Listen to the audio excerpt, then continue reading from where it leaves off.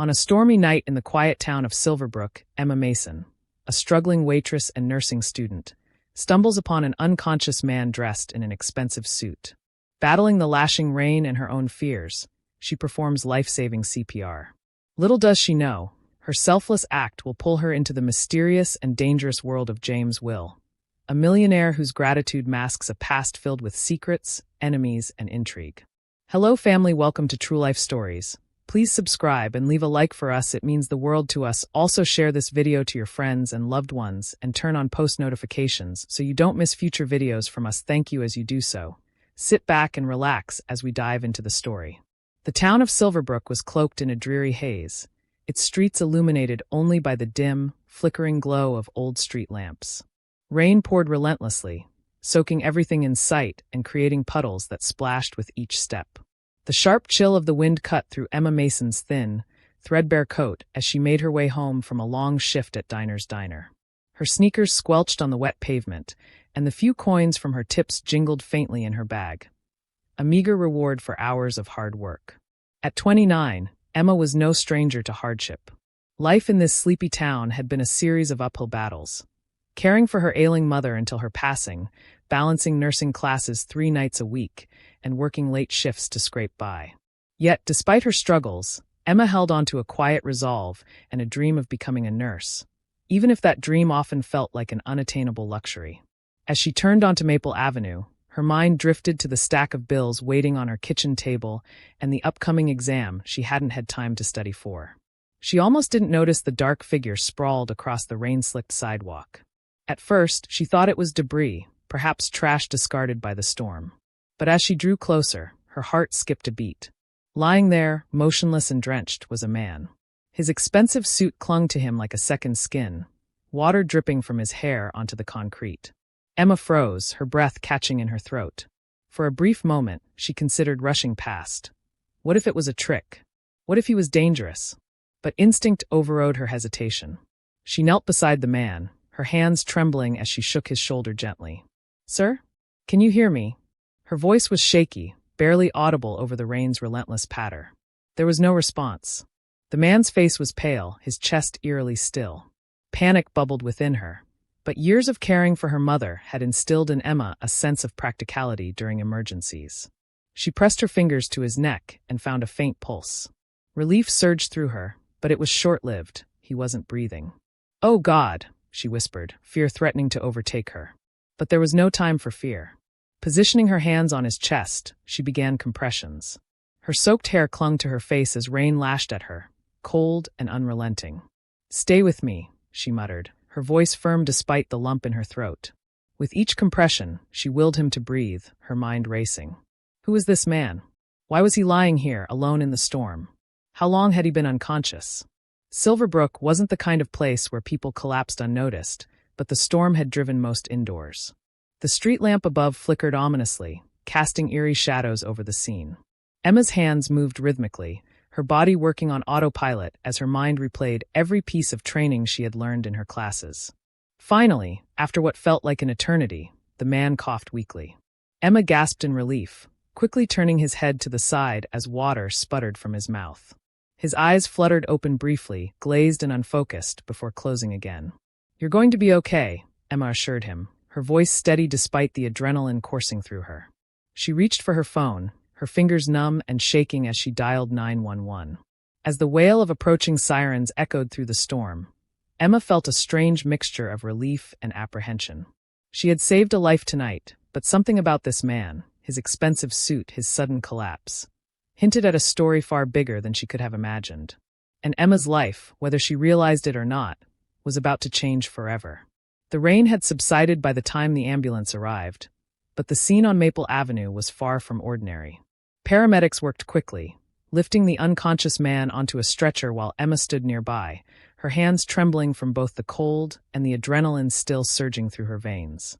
The flashing red and blue lights cast an eerie glow on her soaked figure, making her feel oddly out of place amidst the organized chaos. "You saved his life," one of the paramedics said, giving her a reassuring smile. Emma nodded mutely, her mind replaying the moment the man gasped for air, the sound of his ragged cough etched into her memory. It wasn't until the next morning that Emma heard more about the man she had saved. A nurse from the local hospital called to check on her, thanking her for her quick thinking and sharing that the patient, a man named James Will, was stable but still recovering. James Will. The name meant nothing to Emma, but the nurse's tone suggested he was someone important. She dismissed it, more concerned with making it to her next shift at Diner's Diner on time. Life went on, and Emma didn't expect to hear anything more about the man she had helped. But James Will had other plans. 3 days later, Emma was startled by a knock on the door of her modest apartment. She opened it to find a sharply dressed man standing there, holding a small bouquet of flowers and an envelope. He introduced himself as Mr. Will's assistant. "Miss Mason," he began, his polished demeanor betraying the slightest hint of awe. "Mr. Will asked me to deliver this to you. He would like to thank you personally, but as he is still recovering, he hopes this gesture will suffice for now." Emma hesitated before accepting the flowers and the envelope. She placed them on the kitchen counter and opened the note inside. Written in elegant handwriting, the letter was brief but heartfelt. "Dear Miss Mason, I owe you my life. Words cannot express my gratitude for your selflessness and bravery. Please allow me to meet you in person to thank you properly when I have recovered. Until then, I hope this small token will bring you some measure of comfort. With the deepest respect, James Will." Emma's fingers brushed against the other item in the envelope, a check. Her eyes widened at the amount. More than enough to cover her overdue rent and a significant portion of her nursing school tuition. She set it down quickly, her heart pounding. This was too much. She didn't help him for a reward, and the thought of accepting such a large sum felt wrong. That evening, she returned the check to Mr. Will's assistant, thanking him but explaining that she couldn't accept it. The assistant seemed genuinely surprised but promised to relay her decision. 2 weeks passed before Emma finally met James Will. A black car pulled up outside the diner one afternoon, drawing curious glances from her coworkers. Emma froze as the man she had saved stepped out, now looking far healthier and dressed in a tailored suit that seemed to radiate wealth and confidence. "Miss Mason," James said, extending a hand. His voice was deep, calm, and carried the weight of someone accustomed to authority. "I wanted to thank you in person. May I have a moment of your time?" Emma wiped her hands on her apron nervously. Sure," she stammered, stepping outside with him.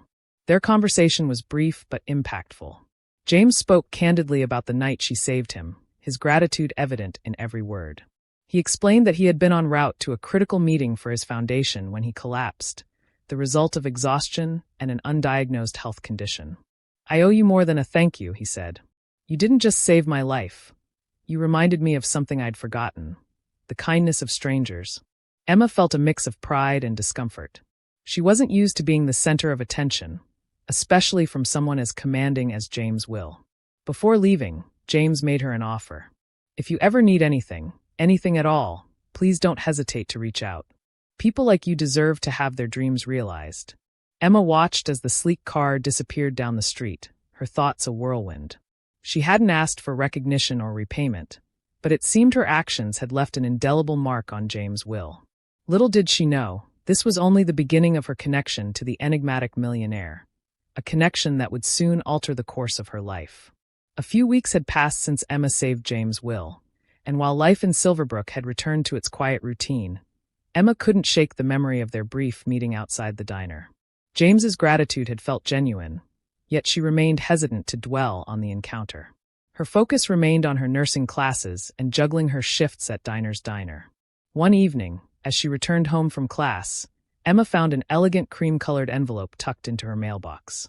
The paper was thick and expensive, her name written in careful calligraphy across the front. Inside was a formal letter. "Dear Miss Mason, I hope this note finds you well.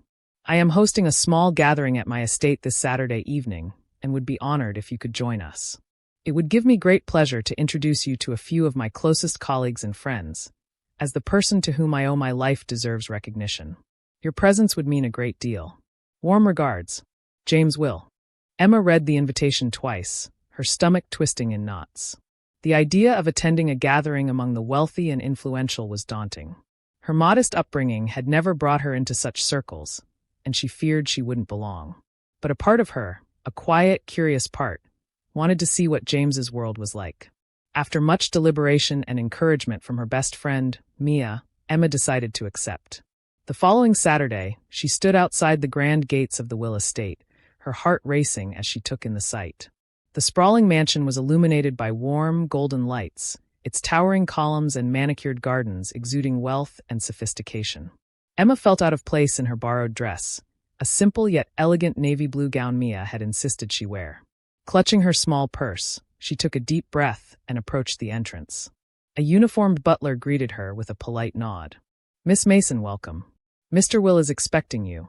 Inside, the estate was even more breathtaking. Chandeliers sparkled overhead, casting light onto the marble floors and intricately designed walls adorned with fine art. The air buzzed with quiet conversation and the clinking of glasses as elegantly dressed guests mingled. James appeared moments later, his smile warm and genuine as he approached Emma. "You came," he said, relief evident in his voice. He was impeccably dressed, his tailored suit exuding the same effortless confidence he had shown outside the diner. "I almost didn't," Emma admitted with a nervous smile. "This isn't exactly my usual crowd." James chuckled. "I understand, but I promise you're among friends here." He gestured for her to follow him, leading her through the room. As they walked, James introduced her to various guests, describing her as the woman who had saved his life. Emma found herself the center of attention, her modesty and down-to-earth nature endearing her to some and piquing the curiosity of others. Despite her initial discomfort, Emma began to relax. She was drawn into conversations about James's philanthropic work, which focused on providing healthcare and education to underserved communities. Listening to his passion for the foundation, Emma began to see a deeper side of him, one that was driven by a genuine desire to make a difference. At one point, James led her to a quieter corner of the room, away from the buzz of the gathering. "I hope tonight hasn't been too overwhelming," he said, his tone softening. Emma shook her head. "It's been different, but not in a bad way. Your work is incredible. I had no idea you were involved in so much." James smiled. "It's a team effort, but it's also a reminder of why second chances matter. You gave me mine, Emma." The sincerity in his words left her speechless. She felt a strange sense of connection to James, a bond that went beyond gratitude. Before the evening ended, James made her an unexpected offer. "I'd like you to consider working with my foundation," he said. "You have a perspective that we need, someone grounded, empathetic, and driven. You'd be a tremendous asset." Emma was stunned. The offer felt surreal, as if she had stepped into a life she didn't recognize. Yet, for the first time in years, she felt as though her efforts and sacrifices had led her to something extraordinary. As she left the estate that night, the cool air brushing against her skin, Emma couldn't help but feel that this was just the beginning of something far greater than she had ever imagined. The question was she ready to embrace it? Emma's days at the Will Foundation began with cautious optimism. Despite her initial reservations, she decided to accept James's offer, feeling both intrigued by the opportunity and driven by a desire to make a real difference. The foundation's mission to provide healthcare and education to underserved communities resonated deeply with her. On her first day, Emma arrived at the foundation's sleek headquarters in the city, a world away from the small-town diner she had known. The glass facade of the building reflected the bustling streets, and inside, the air buzzed with purpose. Employees in sharp suits moved briskly through the halls, their faces a mix of determination and focus. James personally introduced Emma to the team during a morning meeting, praising her courage and resilience. While some greeted her warmly, others offered polite but skeptical smiles, their eyes assessing her. It didn't take long for Emma to realize that not everyone welcomed her presence. Among the team was Victoria Langston, the foundation's director of operations. Poised and impeccably dressed, Victoria had been James's right hand for years. She made no effort to hide her skepticism about Emma, questioning her qualifications during their first conversation. "You've never worked in this field before," Victoria said, her tone polite but clipped. "What exactly do you hope to contribute?" Emma, caught off guard, stammered, "I'm here to learn and do whatever I can to support the foundation's mission." Victoria's smile was thin. "We'll see." Emma felt the sting of the comment, but resolved to prove herself. She threw herself into her work, spending long hours researching community health initiatives and offering suggestions. During meetings, slowly, she began to earn the respect of some team members, though Victoria remained distant. Meanwhile, Emma started to notice cracks in the seemingly perfect facade of James Will's world. As she delved deeper into the foundation's operations, she uncovered discrepancies in financial reports and vague references to past lawsuits against James. Curious but cautious, Emma began asking questions. She learned that James had inherited his wealth after the sudden death of his father, a powerful businessman with a controversial reputation. Rumors swirled about questionable deals and old rivals who had tried to bring the Will family down. One evening, while working late, Emma found James alone in his office, his usual calm demeanor replaced by visible tension. Papers were scattered across his desk, and his expression was grim. "Is everything okay?" Emma asked, hesitating at the doorway. James looked up, his face softening slightly at the sight of her. "Just some old issues resurfacing," he said, gesturing for her to sit. As they talked, James confided in Emma about his past. His father's business empire had been built on ruthless tactics, leaving behind a trail of enemies. When James took over, he vowed to turn things around, focusing on philanthropy to redeem the Will name. But not everyone believed in his transformation. "There are people who would love to see me fail," James admitted. "Some for personal reasons, others because they don't believe someone like me can change." Emma listened intently, her empathy for James deepening. She understood what it meant to be judged unfairly, to have to fight for every small step forward. However, James's confession brought new challenges. Not long after their conversation, the foundation was hit with a public scandal. An anonymous source leaked documents alleging misuse of funds and connections to corrupt politicians. The media pounced and protesters gathered outside the headquarters, demanding accountability. Within the foundation, tensions ran high. Victoria was quick to point fingers, subtly implying that Emma's inexperience might have made the organization vulnerable. Others questioned James's leadership, and whispers of betrayal circulated among the staff. Emma found herself in the middle of the chaos, struggling to navigate the growing distrust. Determined to help, she began investigating the allegations on her own, combing through records late into the night. What she discovered was shocking. The source of the leak appeared to be someone within the foundation. Armed with this information, Emma confronted James. "Someone close to you is trying to bring you down," she said, her voice steady despite the gravity of her words. James's jaw tightened. "I've suspected as much, but proving it is another matter. Whoever it is, they're careful." Emma's resolve hardened. She promised James she would help him uncover the truth, even if it meant putting herself in the crosshairs. As shadows of the past loomed larger and enemies closed in, Emma realized that her role at the foundation was no longer just about proving herself. It was about protecting the mission and the man who had entrusted her with a second chance. But in doing so, she would have to confront her own fears and the possibility that not everyone in James's world could be saved. Emma's resolve to uncover the truth behind the foundation's internal sabotage marked a turning point. The once quiet waitress from Silverbrook now found herself navigating a storm of intrigue, suspicion, and high stakes. It wasn't just about proving her worth anymore. It was about saving the very organization she had come to admire. But the challenges ahead were far from simple. From the moment Emma began her unofficial investigation, the atmosphere at the Will Foundation became increasingly tense. Her efforts to dig deeper into the leaked documents and the foundation's finances did not go unnoticed. Some colleagues praised her determination, while others, particularly Victoria Langston, seemed to view her actions as overstepping. "Are you sure you're not biting off more than you can chew?" Victoria asked one afternoon, her tone dripping with skepticism as she cornered Emma in the break room. Emma met her gaze steadily. "If there's something or someone threatening the foundation, I think we all have a responsibility to find out who it is." Victoria's eyes narrowed, but she didn't respond. Instead, she turned and walked away, leaving Emma with a gnawing feeling that her every move was being watched. Despite the resistance, Emma pressed on.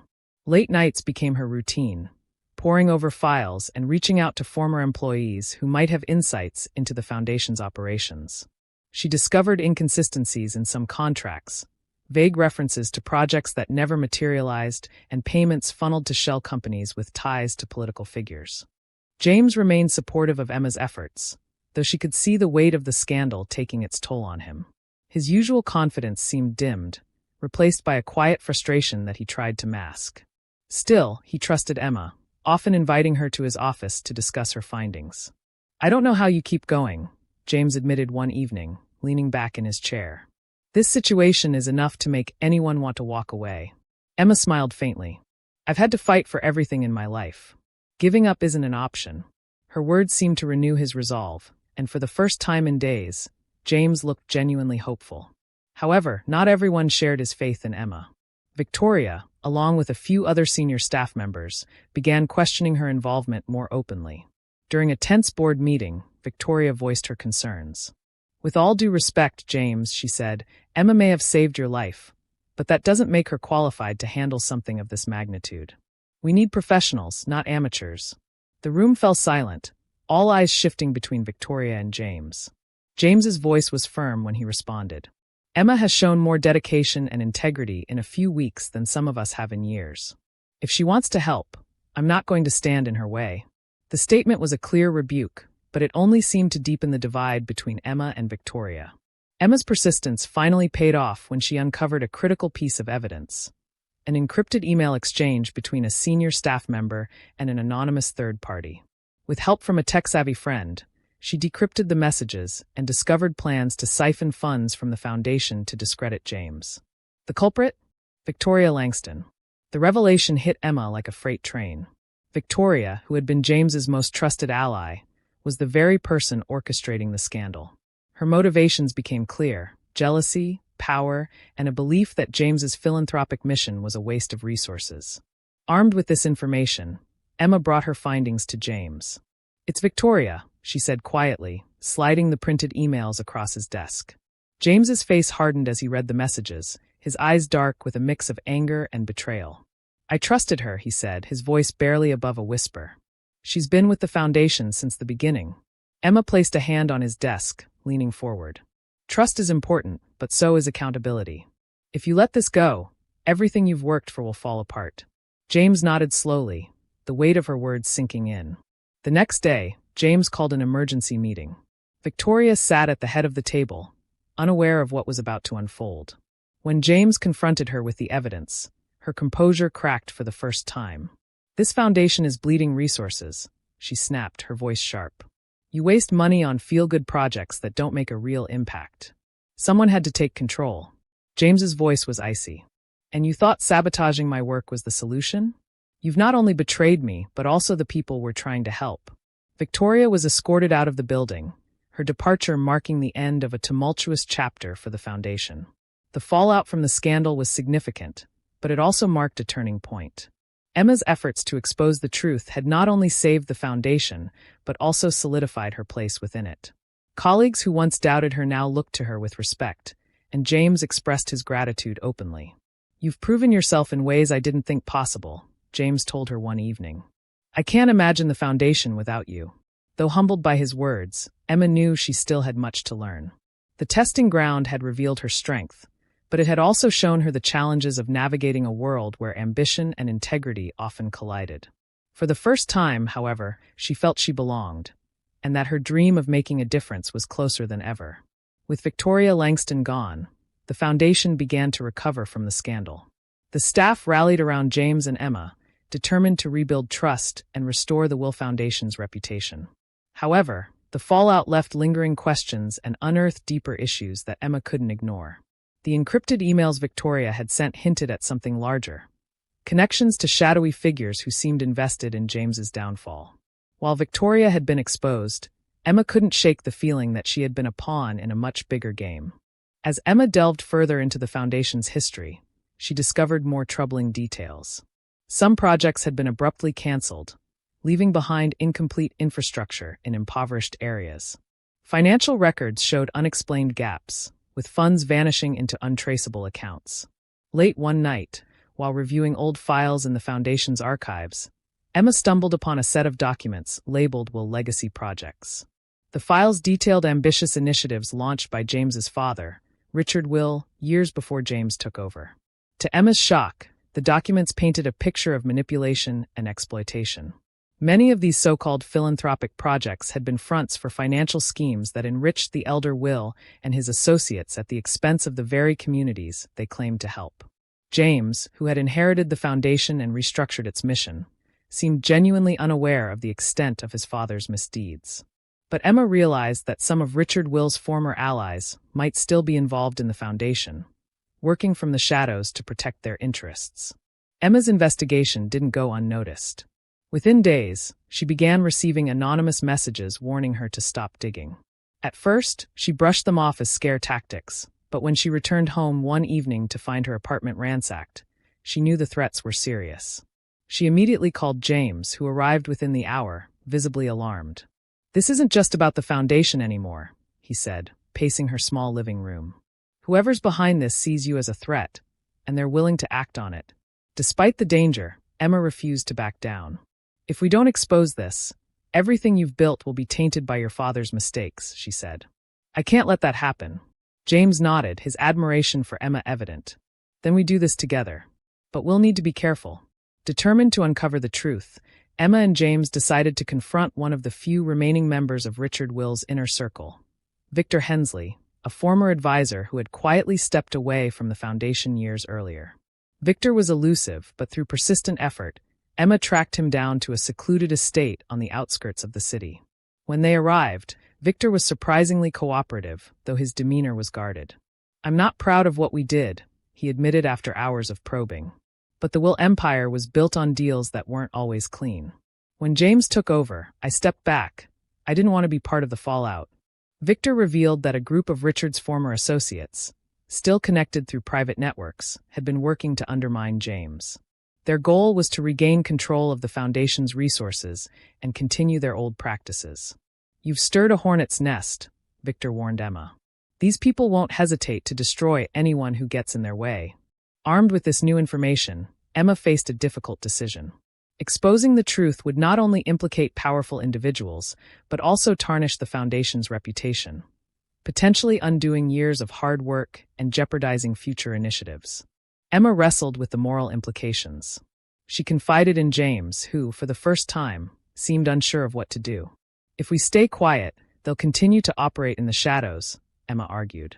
"But if we go public, the Foundation could collapse under the weight of the scandal. What's the greater good?" James sighed heavily. "I've spent my life trying to right my father's wrongs. If we don't stand for transparency now, what's the point of any of this?" With James's support, Emma began preparing to expose the truth.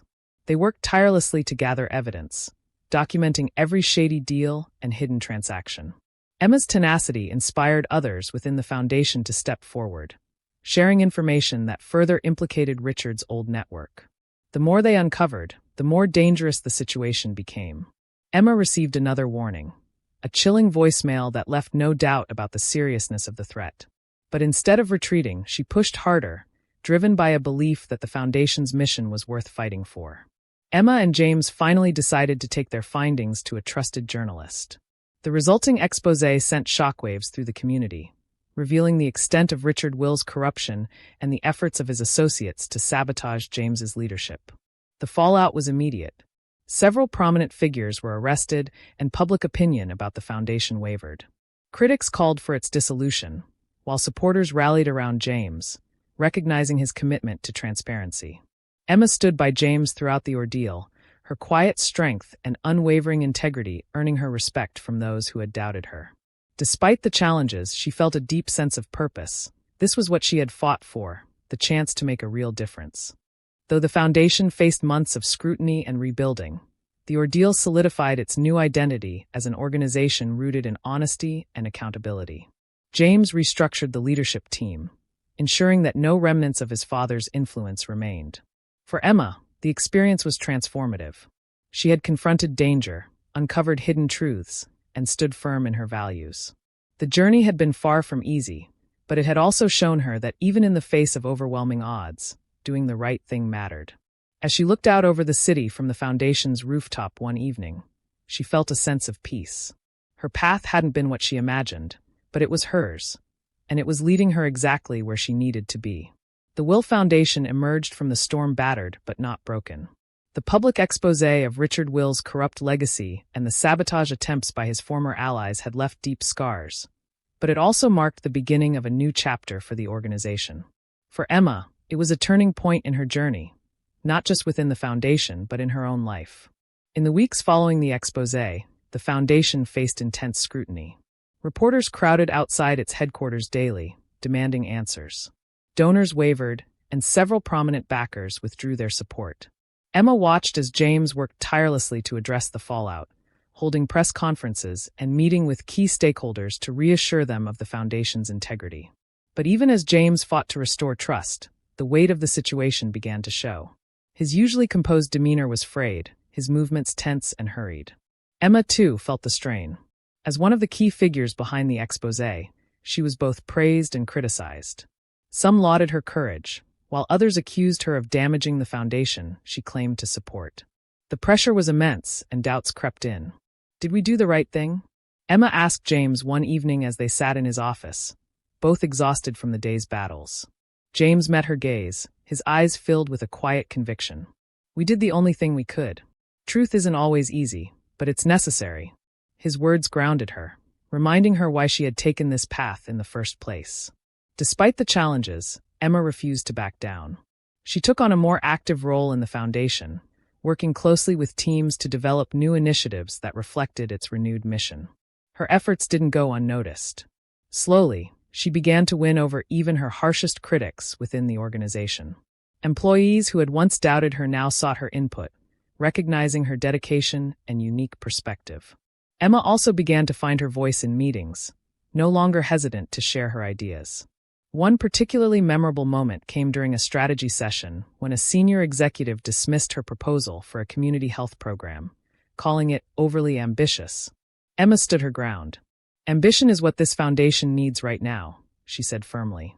If we're not willing to take bold steps, how can we expect anyone to believe in us? The room fell silent, and for a moment Emma worried she had overstepped. But then James nodded, a small smile tugging at his lips. I couldn't agree more, he said, effectively silencing the dissent. The experience marked a shift for Emma. For the first time, she felt truly empowered, not just as someone who had stumbled into this world, but as someone who belonged in it. While Emma's professional confidence grew, her personal struggles came into sharper focus. The threats she had faced during the investigation left lingering fears, and the trauma of having her apartment ransacked still haunted her.